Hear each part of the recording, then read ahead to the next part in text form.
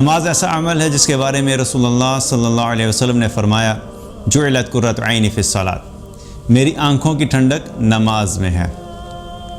आज अगर हम देखें तो हमारी आँखों की ठंडक नमाज क्यों नहीं है? क्योंकि हम वैसी नमाज नहीं पढ़ते जो हमारी आँखों की ठंडक बन सके।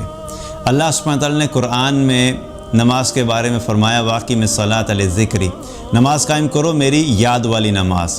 तुम्हारी नमाज ऐसी होनी चाहिए कि जब तुम अल्लाह अकबर करके नमाज़ पढ़ने के लिए खड़े हो तो फिर तुम्हारे दिल और दिमाग में सिर्फ़ अल्लाह हो। जब तक ये कैफियत नहीं होगी तब तक हमें नमाज जो है वो उस किस्म का फ़ायदा नहीं दे सकती जो नमाज का असल मकसद है। तो नमाज़ पढ़ें, लेकिन नमाज ऐसी होनी चाहिए कि नमाज़ पढ़ते हुए हमारा दिल, हमारा दिमाग वो अल्लाह की तरफ मुतवज्जे हो।